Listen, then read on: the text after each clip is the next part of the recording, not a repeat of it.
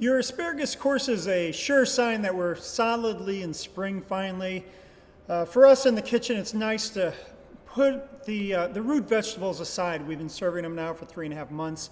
We love root vegetables, but we're very thankful for fresh greens finally, and asparagus is a great one to break out of winter with that fresh crispness. And so I hope you enjoy this course.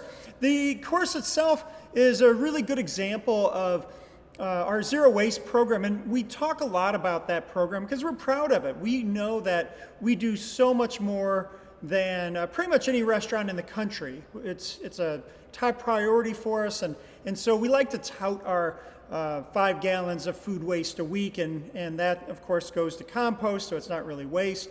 But I thought I'd take a brief minute to talk about how we do that, because here, especially for those of you who are enjoying the pairings with this, the drink pairings, you're getting it on 2 forms. So very often we'll take peels and scraps and cores and simply dehydrate them.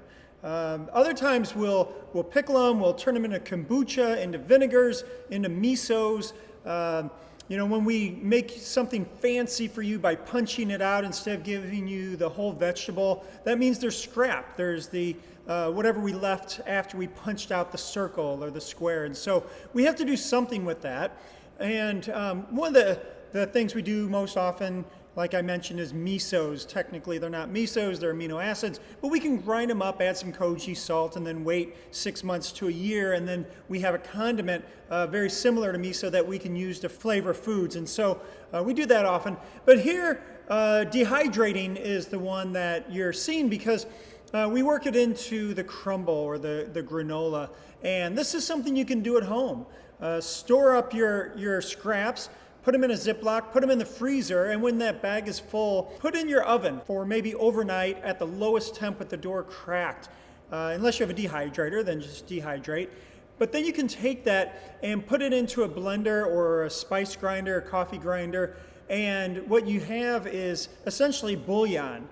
We do that all the time for seasoning stocks here as well.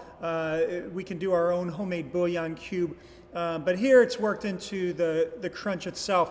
The cocktail is going to change many times throughout the period that we serve this dish, so I can't tell you specifically. The bar staff will be telling you what's in this drink, but we send a lot of our zero waste up to the bar, whether it becomes a shrub or a syrup or a kombucha, and then they are able to work that into a cocktail to give you a cocktail that you won't get anywhere else in town, and really capture that localness and the sense of preciousness of ingredients that we place because everything's local and we know all the people who grew our vegetables, or in the case of forage, things that we took the time to pick ourselves. Anyway, that's a little bit more about zero waste. I hope you'll try it at home, even in its most simplest form. I think it's an important thing for our environment going forward, and certainly for restaurants. It's crucial. We have a huge impact on the environment, and if we're not putting the time into doing that, we're doing damage to the future. And here at Bulrush, we're not going to let that happen. So enjoy your course, and let us know if you have any questions.